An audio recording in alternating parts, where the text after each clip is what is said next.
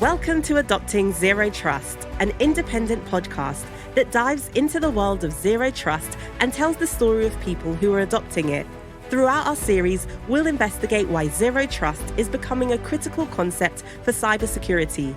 Our hosts, Elliot Volkman and Neil Dennis, will have transparent and open conversations with the people driving modern security approaches forward, while leaving vendor hype behind.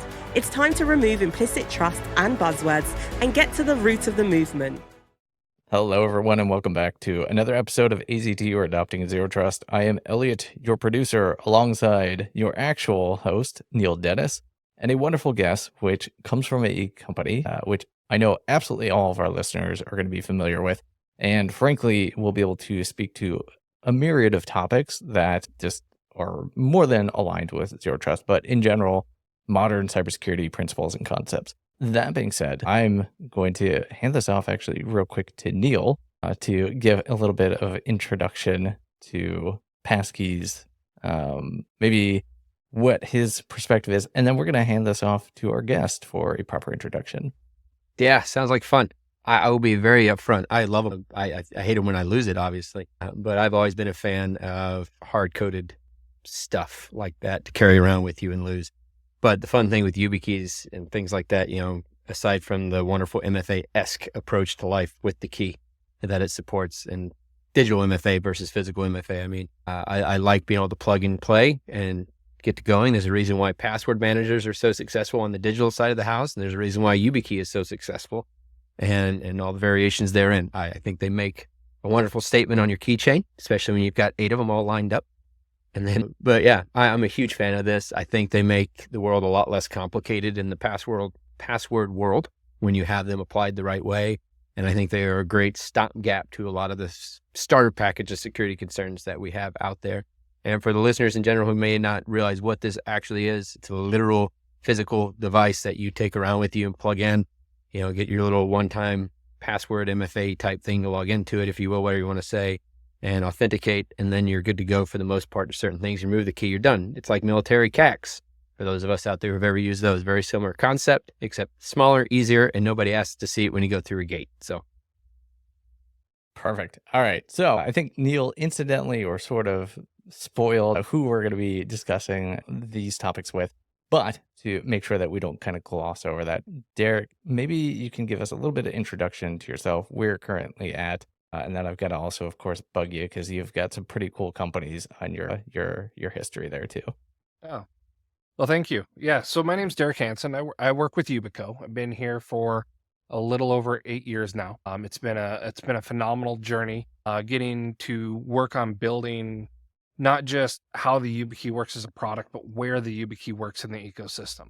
Making sure that passwordless multifactor authentication is just like built into all these applications, so that the utility of it, the Yubikey itself, becomes increased.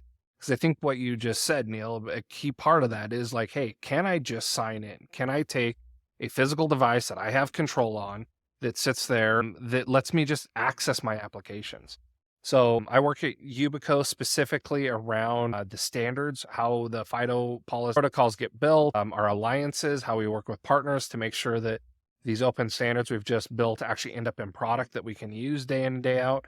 And it's really focused on sharing the word about like, hey, how does this stuff work? What should you be doing with it? What should you ignore? What's important? Because all of this stuff creates its own hype cycle, and you want to make sure that you're actually giving people real usable information.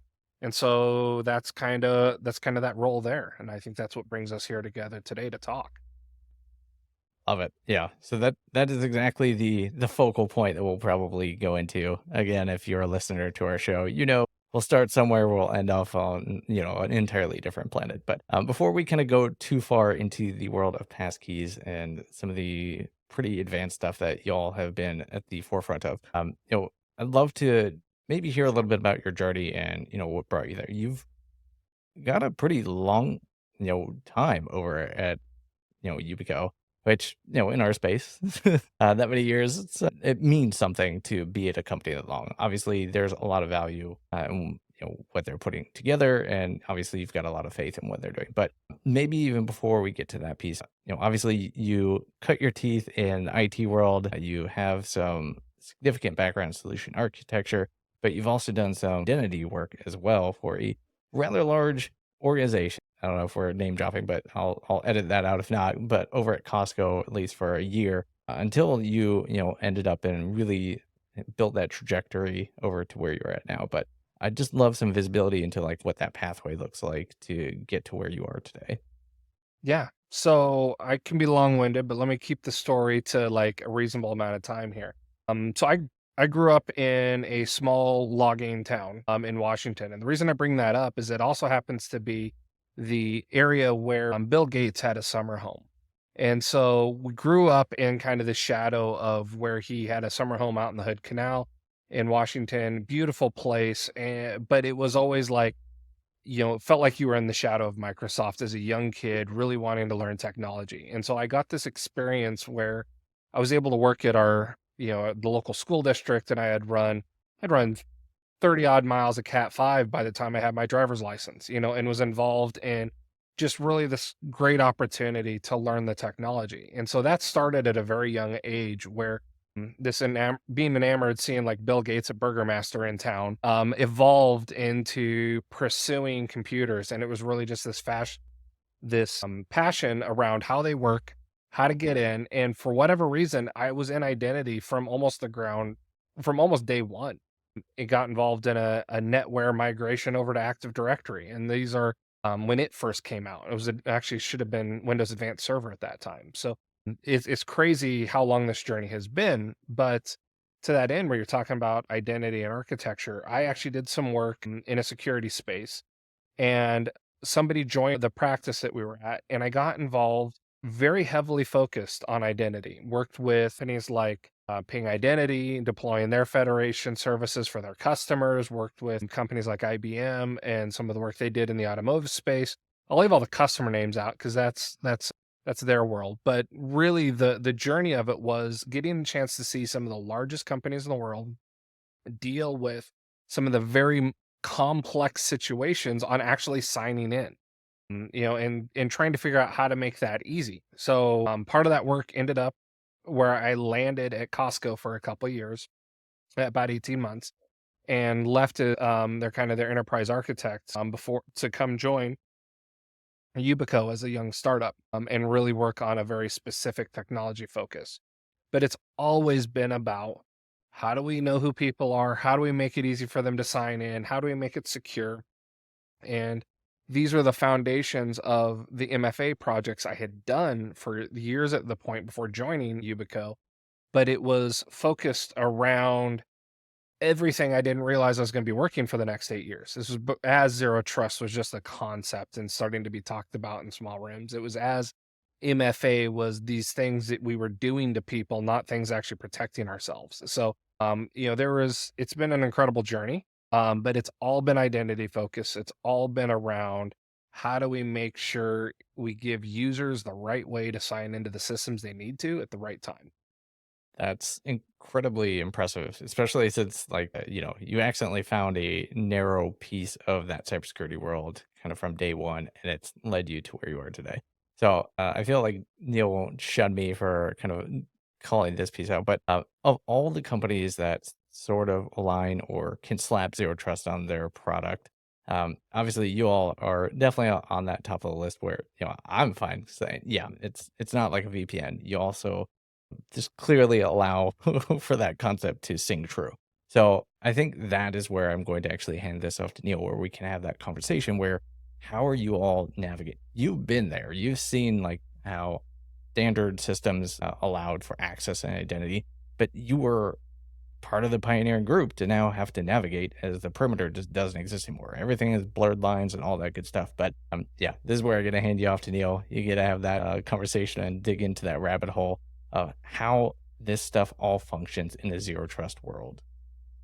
Yeah, let's do it. Yeah, I guess it's back over to me. So I think, well, we can kick it off a little light there. So, let's maybe talk about a little bit about the importance of physical versus digital device. Because I think that's obviously plays a huge role in why Yubico even exists is that variation. And to highlight, once again, in the gov space, CACs, we had our certificates loaded up onto a card, right? Our ID. We also, a lot of us carried around RSA tokens, physical tokens, before you could do them on your phone. And, well, can't do them on your phone in a SCIF anyway, so it doesn't really matter. But regardless, physical devices were always kind of at the forefront of that security. So then the person becomes the true ultimate failure point, not a compromised device, which, depending on where you're at, hopefully is a little easier to secure sometimes. But that's the reason why we have zero trust, so we can hopefully move beyond both of those paradigms. So anyway, I think it's a good starter package. Why a physical device versus digital footprint in that sense? Yeah. Well, I think when you start looking at how you authenticate, there's a million different ways that we could go around authenticating users. Everything from passwords to push to OTP. You mentioned the hardware security tokens. That's kind of where I got my start in the first MFA rollouts, was how do we send SMSs out to people for MFA, or how do we actually do these other actual security tokens that work when SMS doesn't work. The first deployment I did happened to be right on the border of US and Canada, and depending where you were, you jump between AT&T and Rogers network constantly. So yeah, SMS wasn't really reliable, and so we had hardware token as a good option for people. So when you look at what hardware's value is, it's a couple of clear points. One is that credential that goes onto that device doesn't leave that device. It's on there. It doesn't get extracted, and manufacturers and the technology vendors put a ton of effort into making sure that you can't steal the keys and the credentials, the secret information out of that device. At Yubico, we use a industry-leading secure element, and that element, we have focused very heavily on all the security controls around it so that the secrets can't be leaked. That's a very long conversation around, side channel analysis and all these other things. But the point of it is that there should be nothing that you can do with a hardware token to extract a secret from it that isn't incredibly obvious to the user. Oh, you beat me up and stole my token. Oh, you melted this thing down so you could use an electron magnoscope. Whatever those things are, it should be obvious to the user that something's wrong here. And so I think that's one of the major advantages of a physical device, is it's always with you.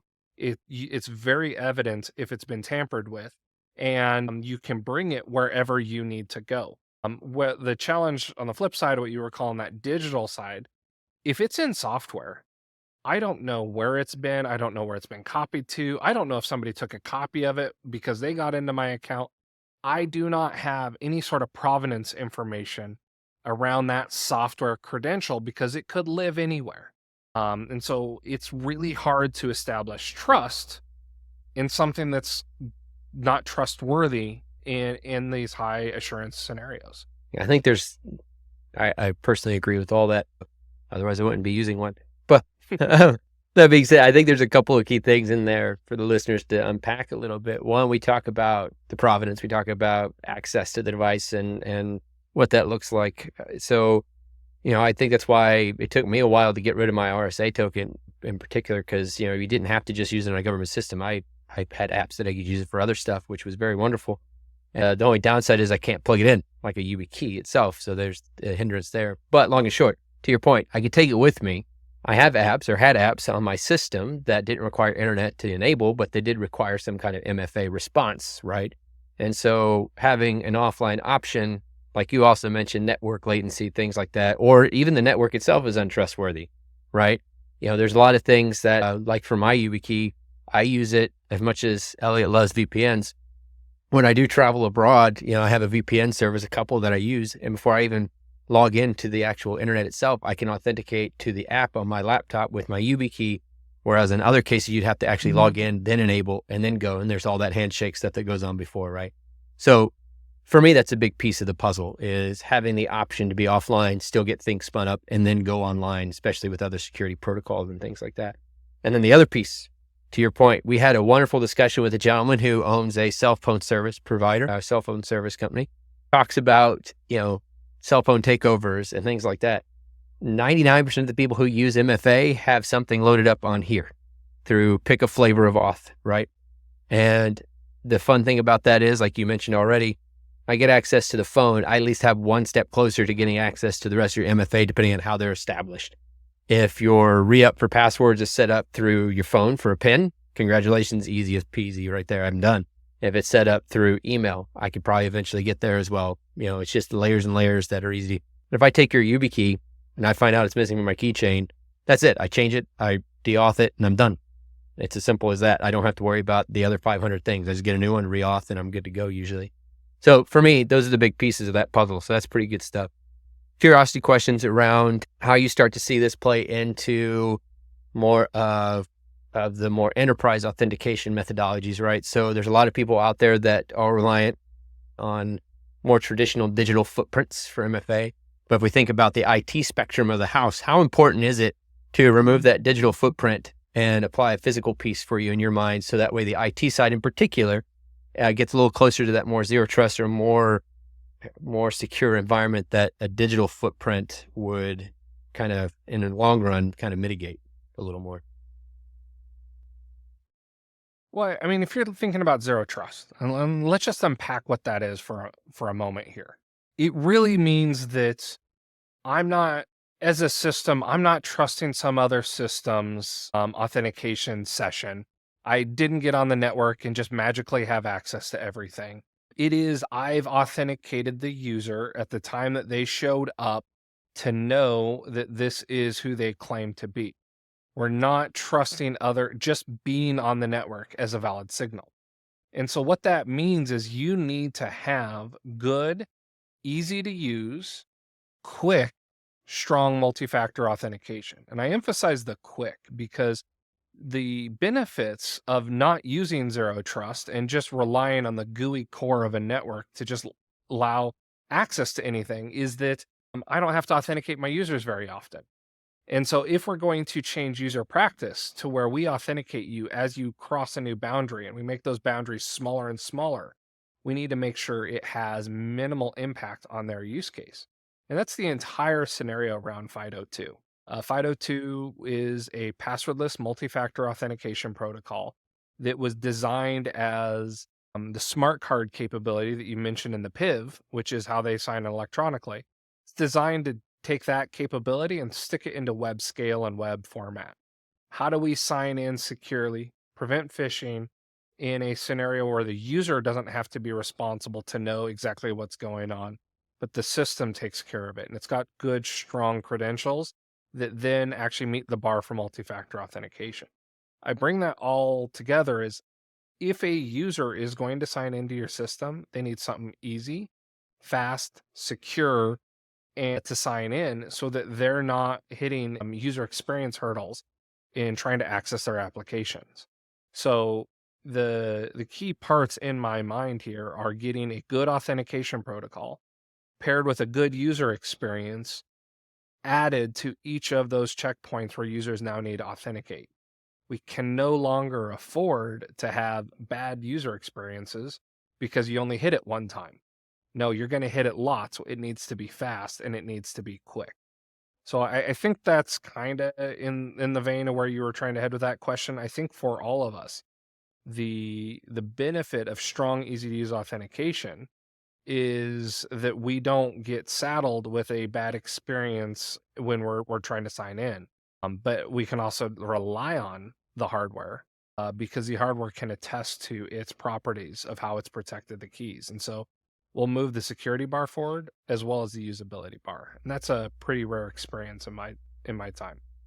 Yeah, and I think it's great. I think it's a good explanation. So thank you. I feel like one of the other things that we're going to get here a little bit sooner than later, but is when we talk about passwordless environments, I do want to go down the ladder here with the what are they called? The biometric fingerprinting that they're doing, right? The user identity based off of how you touch the keyboard, all this other junk. Not just plain biometrics, but the user interactions. So before we get there though, one of the things that I like about physical devices, and we saw this play out when I was in the government side of the house, if someone does compromise a system and they're actively either A, replaying your session, or B, actively engaged on your box, in your session, in your solution, whatever it may be, 9 times out of 10, the moment I take that card out, that session's done in a lot of cases back in the day. I know that's come a long way with other services like this now. So for those listening, I think that's one of the big things. Even if you're not secure all the way to the end user and someone still gets in, a lot of times that session's only as live and waiting to be re-authenticated in a XYZ time frame to that physical device every X minutes, hours, whatever it is. And the moment it's gone, when you plug it back in, it's re-authenticating. It's asking you for your PIN. It's asking you for all the other things that it needs to get going again. So the original session is either paused or completely cut, depending on how you stage things. So I think for people listening, that's a big piece of why physical devices, to me, play a real large, important role. Because even if you're, use pretty words, even if you're compromised, then, there's the chance that you unintentionally cut that session when you get up to go to the bathroom, as long as you remember to take your device with you. And for me, that's a big piece, right? And so on that note, one of my curiosity questions for Yubikey that I've never dove down is, let's say if we set up software through enterprise and all this other stuff with y'all, can I maintain a time frame in the back end that requires it to recheck or at least authenticate that the device is still physically there? Or is that something not quite there? How does that work, I guess? I mean, so the scenario being, once again, I'm setting up my box, someone does get onto the box, but yet, I either remove the device or B, it's trying to re-authenticate to that device every X. And if I'm just kind of jabbering to Elliot and the threat actor doesn't do that, because they can't, is that a plausible scenario of security? Yes, it is a plausible scenario. Now, how well integrated it is kind of a difficult part of the question. The identity provider on that piece has to be able to do reauth, and it has to interrupt what you're doing every so often to force a reauth. Now, the reauthentication, if your Yubikeys present, it'll ask for your quick PIN, touch the device, and make sure that you are intending to authenticate. And one of the things I think that often gets overlooked in some of the examination of FIDO is the touching of the device, or in what it's called in the standard is user intent. Does the human that is in possession of this device intend to authenticate? And so it requires a gesture from the human. Some of the Yubikeys, it's a touch. Other times it's unlocking the device. It's a biometric. There's other things that qualify under user intent. And I call that out as to your scenario of, hey, the session has been compromised. The device has been compromised. User intent means that the device requires a person to be there to actually authenticate. Does it prevent other issues? Like if your device has been compromised, it's game over. You're just done. If your session's been hijacked, well, if that identity provider is actually closing out the old session and reissuing a new on reauth, then you are preventing that session from living on. But if all they're doing is reauthing and giving you access back to your old session, you're you really haven't solved the problem. You've just put a hurdle in front of the user. So I actually think one of the major challenges in it is not the reauth, because the reauth can occur very easily. It's actually web application session management. And that is its own nightmare of a problem to discuss. So yeah, I think these are the right questions. One of the things that used to be a big topic was token binding. It was a feature that was physically tying your web session to the authentication hardware. It's not supported in the browsers anymore. There's a lot of challenges, but people have been asking that question for a long time, because what you're talking about is kind of the holy grail. If I just unplug my authenticator and my sessions die, that is what we're looking for. That nobody can not just presume to be who I am because they authenticated as me, but they can't use my sessions any longer. We got a bit of work to do to get the web ready for that, but that is what we're pursuing, because session hijack if we get rid of phishing, that's the next place people will focus. Yeah, well, we've definitely got a long way for that first one, though, don't we? Yes, we do. No, that's good. Awesome. I appreciate that. So when we think about so once again, for everybody, this, we're not trying to say that at least I'm not trying to say that a physical device is the end all be all. There's no one single solution, I think, is what we've hopefully all garnered from this podcast over the last year and a half, that, it takes a lot of different approaches to make zero trust or any security strategy work the right way and applicable. I just happen to be a very big fan of the physical devices. And that being said, so I think this is a good broach into the other piece where we start talking about passwordless environment in general. So, the keys are great. I like them. I plug, auth, and I'm done in a roundabout way for the day. And, it's good. Life is good. I don't get harassed as much as I used to by the systems. And I live a happy little quick life. Like you mentioned, ease of use combined with actual high level security. But when we start thinking about the future of passwordless security and the environment with the biometric type stuff and the fingerprinting of a user and what they look like on a keyboard or a session in general, how do you see the Yubikey and physical process devices like that being able to mesh with that? I know there's synergistics behind all that, hopefully, and being able to still fully enable legit 100% passwordless, you're done, log into your bank simply by, typing out a phrase, whatever it needs to be, or just doing your day-to-day stuff. And with Yubikey in the background doing its fun stuff too. So I think the challenge here is unpacking what people think passwordless means. And so, when we start talking about what is a passwordless authentication experience, we're all accustomed to different types of passwordless experiences every day. One of the ones I use a lot of time to discuss the model with people is your debit card. Anytime you use a debit card, you go in, you present a device, you use your PIN, now you're able to access your account and get your money out. The point in that is that you've possessed something, and then there was a secret you had that unlocked that something. So you've really achieved at that point in time passwordless multifactor authentication to your account. There was a secret on your credit or your debit card that was used. Well, passwordless to be of value is really got to combine multifactor authentication into it. And so we've had passwordless authentication schemes on the web for a very long time. That doesn't mean they were secure. That doesn't mean they were phishing resistant. And so when we talk about passwordless at Yubico, we're talking about one of two things. We are talking about FIDO2 authentication, or we are talking about certificate-based authentication, where the certificate or the FIDO2 credential live on that Yubikey. And it's key to talk through the fact that that credential is an electronic set of data that lives on the key that is unlocked by a PIN or a biometric, depending on which key you're using, to then authenticate to the system. You mentioned earlier kind of like wanting to get into some of the other biometric things that are out there, like user behavior analytics. These are all great risk elements for defining, is the user actually the person that we think is supposed to be using this device, so I don't have to re-auth them. They're not authentication methods. They are risk analytics methods for possibly identifying the person. And I think we need to be clear that there is a difference between identification and authentication. Is this really Neil? Or is this the account that Neil has control over? And those are two very different questions. And many times authentication does not require identification.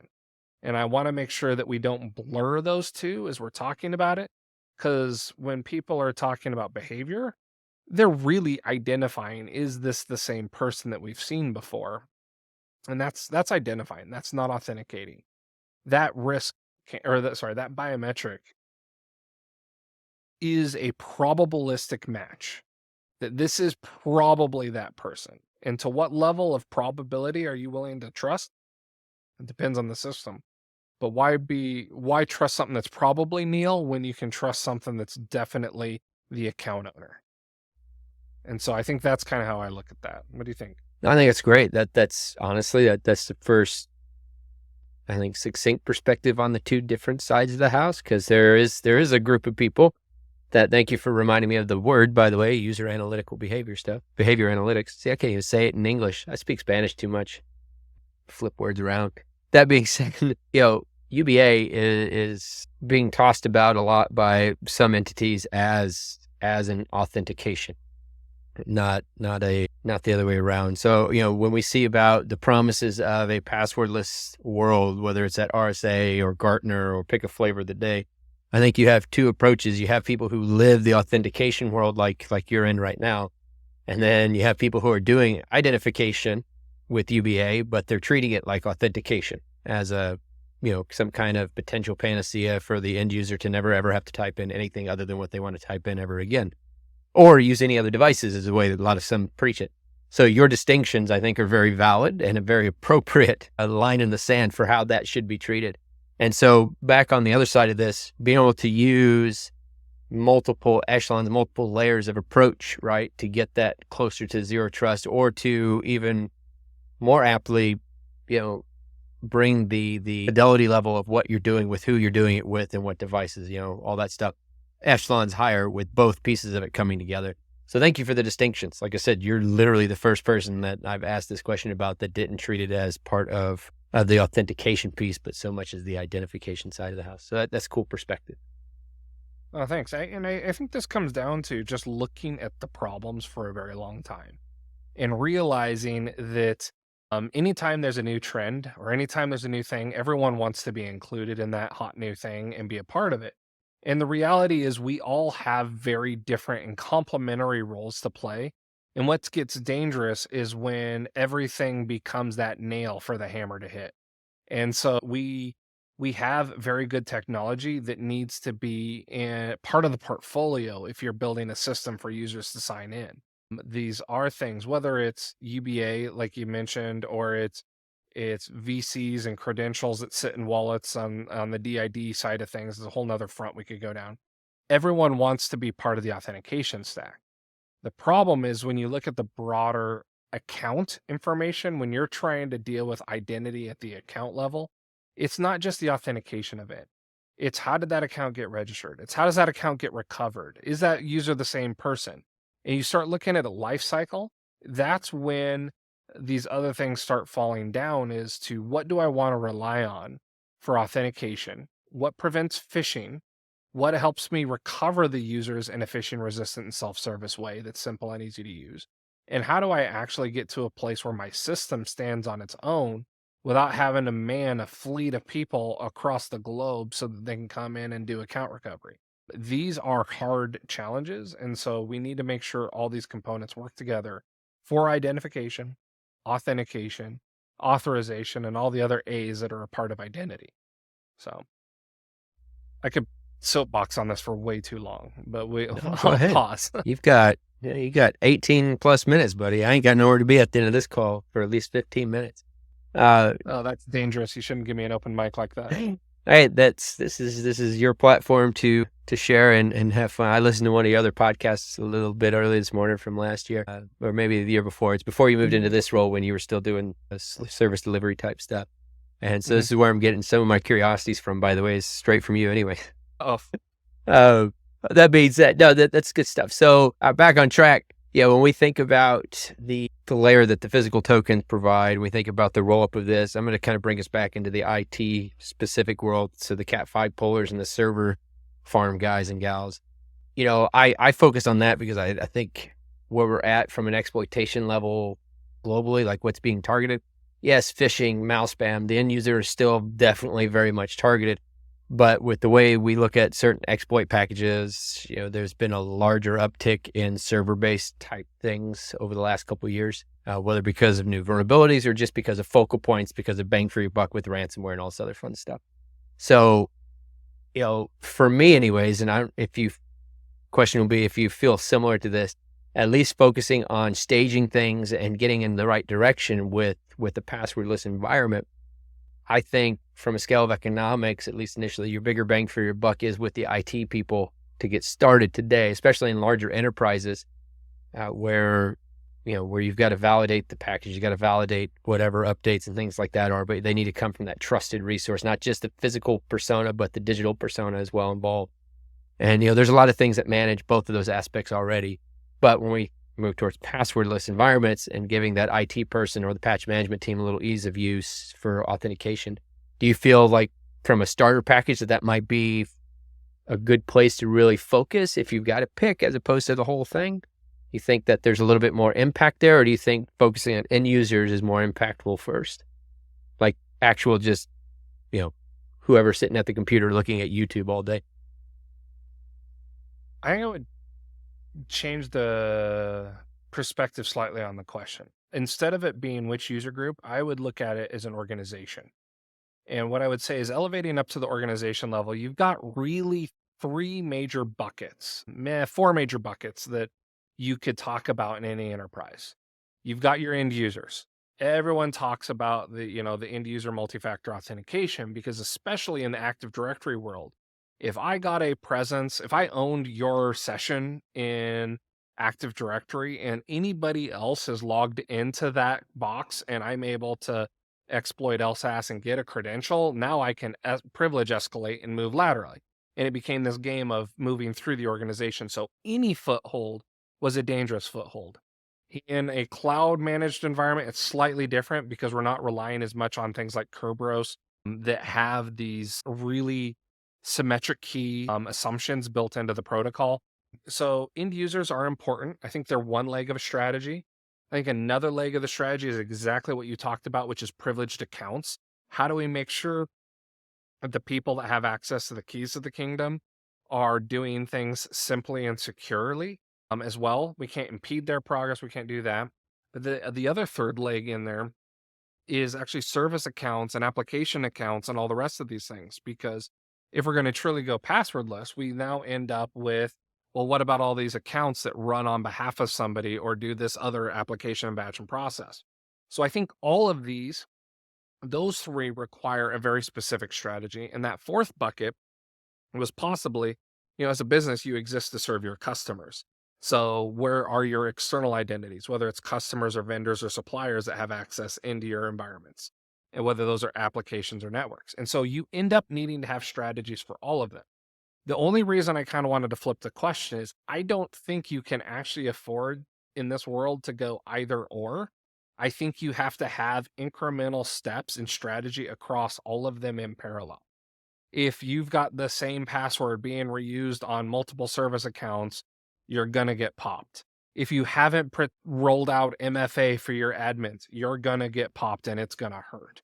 If you haven't done anything beyond a password for your users, not only are you going to get popped, you're probably going to get popped lots of times, and then they're going to find a myriad of different ways to live in your environment for a long period of time. Because the issue of end users is, did they get persistent access on that device after popping the user? What else happened? And so I don't think you're posing the wrong question of like, which one of these do I prioritize? But I am coming back and saying, I think it's worse than just A or B. I think it's all of them. And how do you make an incremental improvement towards reducing the risk of the passwords we have for a long time in like managed accounts? And how do I actually go after protecting the accounts that have the keys to the kingdom while using what we have to go out and protect the end users? It's hard because to prioritize one is to neglect the others. And I think all of them represent risk in a significant fashion to an organization. No, that makes sense. Like I said, good perspectives. So I think it's important to know that from the vantage points, where obviously those risk profiles sit, right? So as an intel analyst, one of my jobs is to create those threat risk matrices. Yay, bunch of numbers and some things in an XY coordinate thing. And, to that point where you're making, I do agree that if you were to do the risk matrix analysis in general, you would see both of them probably escalated in various reasons up to the top, right? And so to that endpoint, yeah, if you need to focus, you should obviously focus on solving the large scale problem across the board and not try to leave too many chinks where you can, right? Yep. So on that note, and I just completely backtracked my brain on where I was going to go with the next question, but that's okay. So we'll get there. So I had in a roundabout way, what's one of the key things here that you would like to share that we haven't discussed? I'll just throw out that question real quick while my brain catches back up. Yeah. So I think, as you were talking through what I, and processing what I just said, I think there are places to prioritize. And so back to your point, protect your domain admins, protect your cloud admin accounts, start there, because the blast radius for those accounts being compromised significantly higher than if an end user gets popped and their in machine is owned or their email account is owned. Yes, they all represent different risks, but let's get the catastrophic ones off the table first. So start there. The other thing I would say is, look at the external accounts that have access to your system. When I was at Costco, we had 200,000 employees that had access in the directory. We had 400,000 vendor identities. And so when you're dealing with supply chain, third-party access to your environments, you cannot remove or ignore that risk, because a lot of times that is scarier than your actual employee access, because they may be doing contracted things that have more risk than many of your employees actually represent. So, the people that manage your money machines, pretty high risk, very attractive accounts. They're not your employees. It's a contractor. So it really is about understanding who has access to what, and making sure you have a strategy for all of them. Yeah, I think we could do a whole series on supply chain risk management, not just zero trust, but Oh yeah. a lot of other fun things there. But I think on that note, though, I think that's a very valid point. And I used to work at the retail ISAC as the Intel director there for a small spell. Probably, I don't know when you were at Costco, but I was at retail when it was still RSYS when it first got started. So I don't know if it was around when you were at Costco. But that being said, supply chain risk, it's a thing for any company. It doesn't matter if you're retail, financial, whatever. Everybody's got to get tools from somewhere, digital, physical, so on and so forth. And, there's an anecdote now in the news about Cisco getting in trouble in China. But what does that mean for us here in the States? Is that same software still lingering, or was it just an add-on? Stuff like that. So when we think about external sources, that does kind of scare me a little bit for, what device, what software, whatever it is that you loaded up, and who actually has access to it that you're not aware of. And that's a whole nother ball of wax to go down. Thinking on this a little bit more, if we go down the supply chain just a smidge, have you seen enterprises that have necessarily gone out and procured Yubikeys and things like that, or made that part of their requirements and things like that security protocol for these third-party entities? Have you seen successful utilization of contract vehicles to drive their vendors into a more either zero trust and or passwordless secure environment type mentality? We've been in conversations with a lot of people that have started to create the capabilities. Mandate is a different kind of bar. And so a lot of the places where I saw a lot of early traction with FIDO was in business-to-business banking. If you're going to have access to this, we want to be able to enforce FIDO authentication. And what it came down to is this mindset of we need to be able to enforce that it's FIDO. We just don't want to own the operating complexity for managing token hardware fleet for our vendors. And that's actually the beauty of FIDO in this case, is you're starting to see in more and more of the vendor management products support for FIDO authentication. And so as a enterprise, if I have vendors and suppliers that sign in, I can start to work into my contract vehicles. You will bring a FIDO authenticator to access our services so that we can reduce the risk of phishing here. And without necessarily some of the older models of now I need to go buy tokens for everyone that accesses my organization. It just never was going to fit in a CISO's budget. But being able to say, thou shalt go buy a FIDO authenticator is something where it distributes the cost and management out to your vendors and suppliers, where, okay, now I've got to buy 5 Yubikeys for these 5 users signing in. That's something as a supplier I can manage, versus as the core enterprise, I don't want to go buy hundreds of thousands of keys to put out to suppliers who may change because the business model, our partnership and relationships change there. I think the biggest challenge there is actually contractual, not technical. Yeah. It's making sure that these long-term contracts say, no, you need to eat this cost of signing into our system. And they're small costs, but it's all the things that add up into part of the business relationship. But with the right imperatives, it will move forward. Nice. Yeah, it's something that I think I'm dealing with on this side of the fence for my 9 to 5 in a good way. So, Elliot, I know we've got a few minutes left. I want to give you a chance to at least ask one question towards the end here. So, Yeah, so usually this is about the time where I try to, I don't know, throw out not necessarily stumping question, but one that probably would open up to a rabbit hole. Instead, I would love to talk a little bit talk smack maybe about a particular platform, which is just continuously making every terrible decision under the sun. Microsoft? only Oh, because sorry. which one? I said Microsoft.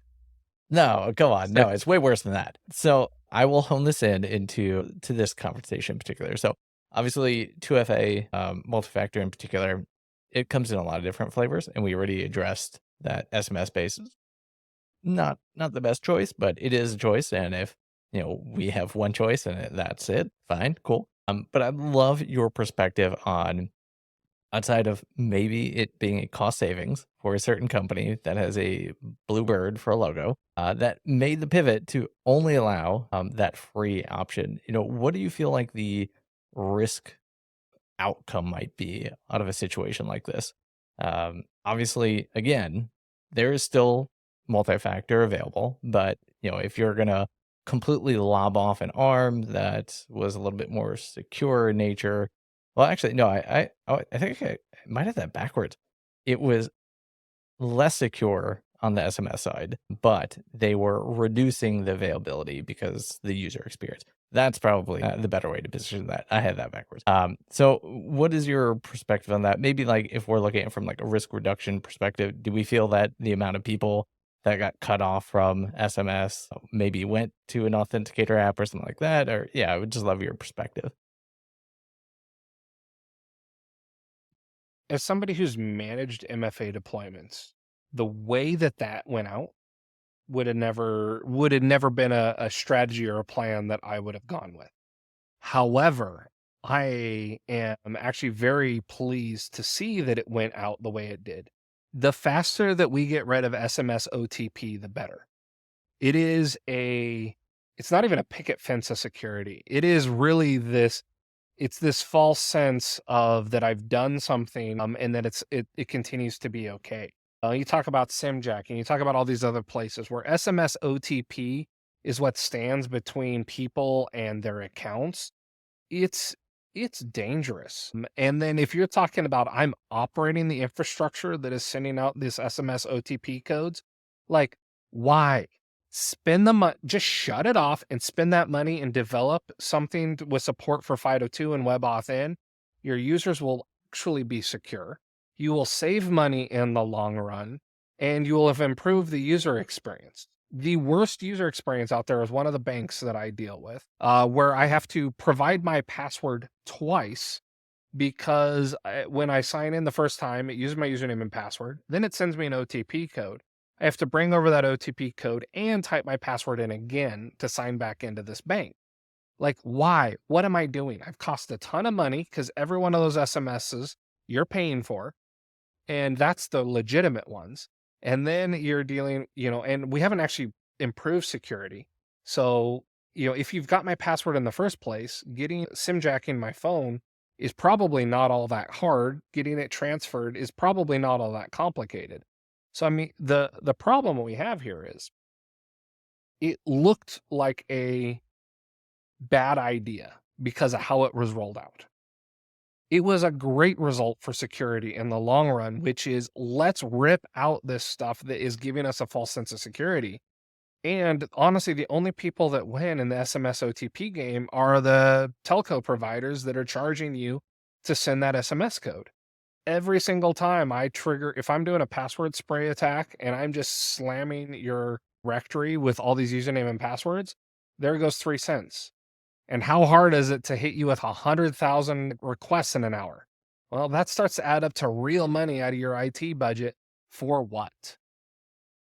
I love it. You just see, there we go. I teed something up. We did not have to go down a rabbit hole, and you knocked it out of the park. That's what I was going for. Totally meant that. No, thank you for putting that into the proper perspective. I think it was, that was generally what we saw from like the community in the cybersecurity world, that they just need to rip off that Band-Aid for SMS in general. But maybe communication was lacking in that situation. There is a better way to position it, I guess, is probably on their end. But yeah, I think you knocked that out of the park. That's definitely something we need to probably remove, that safety blanket, which is just actually a bunch of holes and mostly rags and yarn at this point. Yeah, I appreciate that, because I think at the end of the day, we need to do some things that are a little bit more radical to make some improvements here quickly. I believe when you look at passkeys and some of the stuff that's coming out, there's going to be more and more options out there. But the longer that we hold on to these tattered rigs, I like that phrasing, of SMS OTP as a security blanket, the worse that our end users are going to be. I'm just hopeful that we can figure out a way to make it easy for the users to adopt a better security solution, not just rip it out of their hands and wait and see what happens. So, Yeah, I agree. Unfortunately, I will say you almost opened up that can of worms. I would love almost an endless series focus on user experience as it relates to cybersecurity, because that is probably like the biggest pain point that everyone ignores. Any, startup organization that has a new vendor product, just like, end users are rarely concerned. Anyways, without trying to bring us down there and keeping this going much further than it needs to, Derek, thank you so much for joining us and sharing your perspective and your insight and your expertise. I really appreciate you being here, poking a little bit at Neil, which I always love to see. hey, this has been a great experience. Neil, thank you very much for having me on. And, maybe we will go down that rabbit hole of user experience and security someday in the future, because I think that is an untapped message that needs to really be hit well. So thank you for having me. Thank you for joining AZT, an independent series. Your hosts have been Elliot Volkman and Neil Dennis. To learn more about Zero Trust, go to adoptingzerotrust.com, subscribe to our newsletter, or join our Slack community. Viewpoints expressed during the show do not reflect the brands, employers, or companies of our hosts, guests, or potential sponsors.